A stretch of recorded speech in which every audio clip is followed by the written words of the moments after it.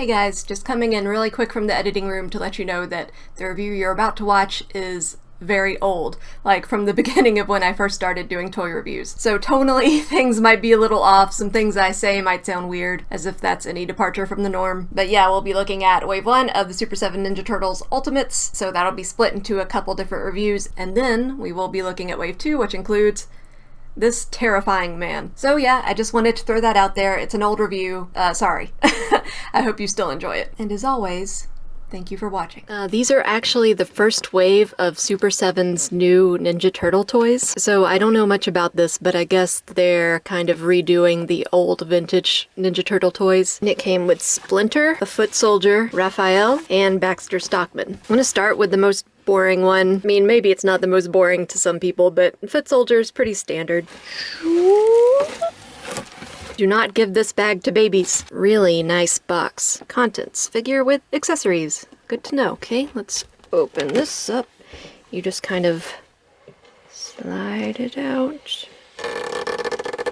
And so in this clear window, you can kind of see the Foot Soldier and everything that he comes with. It's hard to take someone seriously with a foot on their head. Really cool packaging on the sides, too. That's really neat.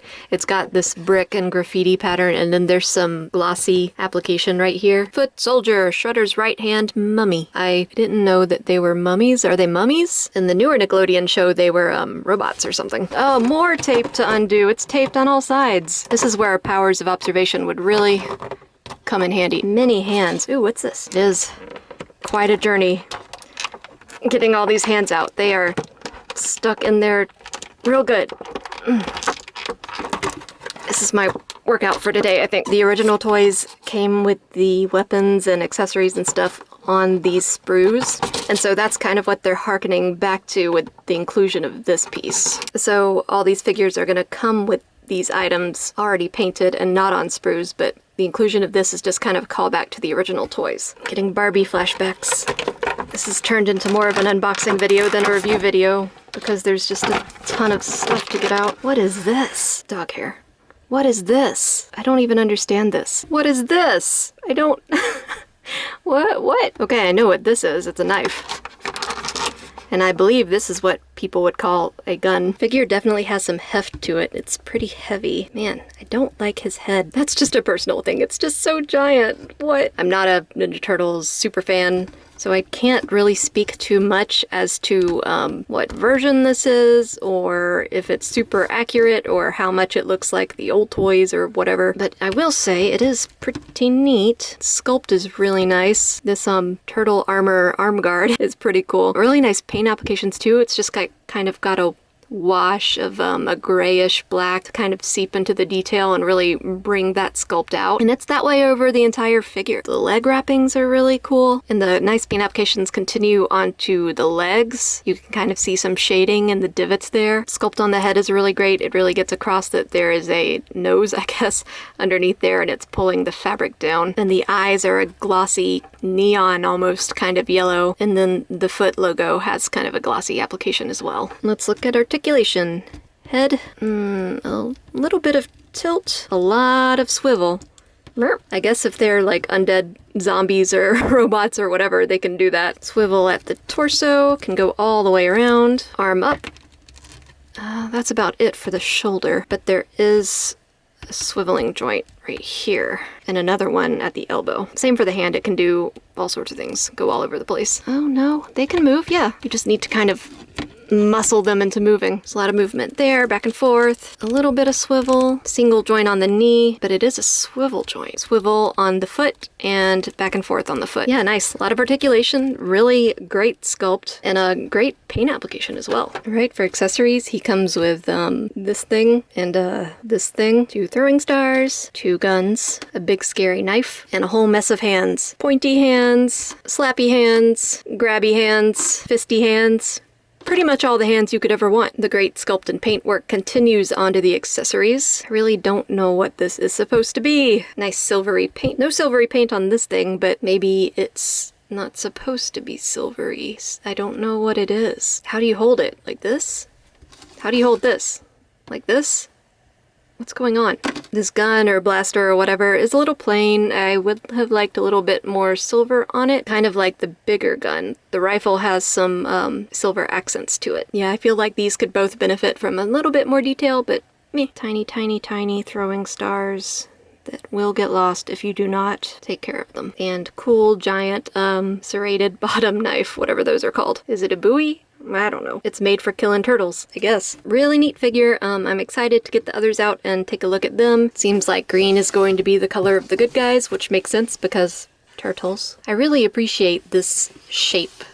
The shape of this box. What is this called? Quadrangle. Alright, so I'm gonna go ahead and open him. I've already torn the packaging. I always say I try to be gentle, but then it doesn't end up that way.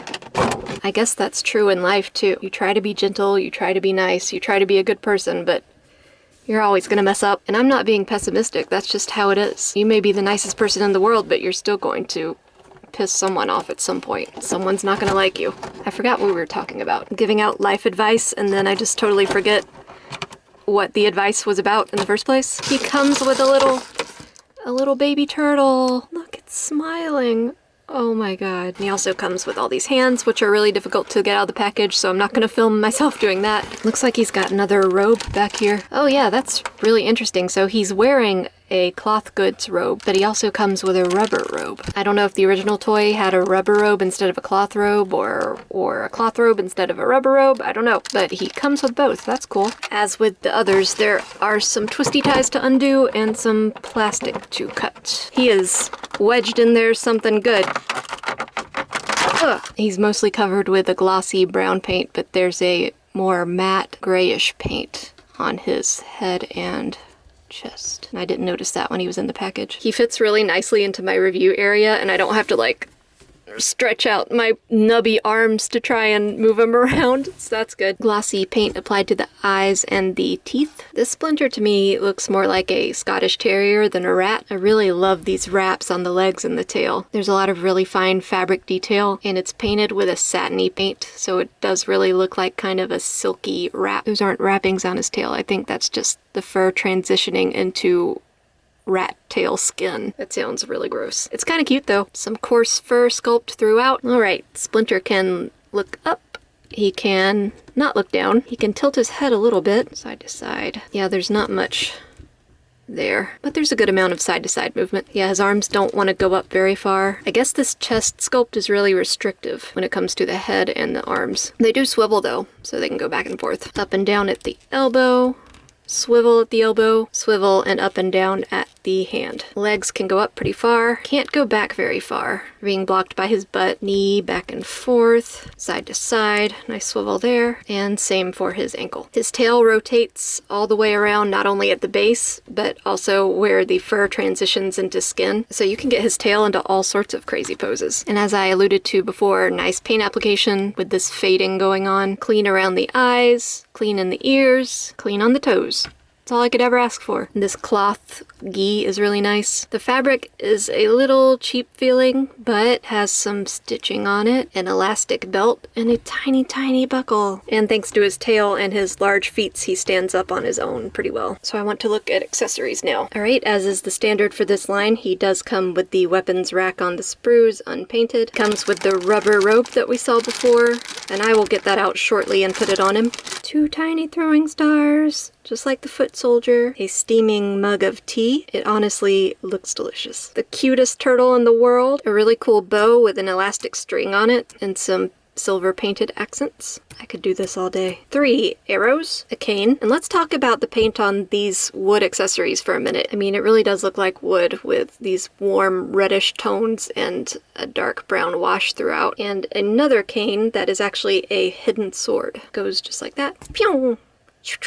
Put that in there and it fits really nicely. I think I have it on the right way. I guess you can insert it in any way you want. Hands. 2 claw hands, 2 fisty hands, 2 open palm slap hands.